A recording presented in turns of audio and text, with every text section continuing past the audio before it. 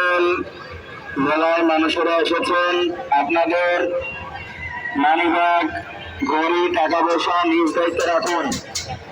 মেলায় কিছু চক্র ঢুকেছে, আপনারা সাবধানে থাকুন যাতে ওগুলো না নিতে পারে। প্রচারে বাংলাদেশ ফায়ার সার্ভিস ও সিভিল ডিফেন্স।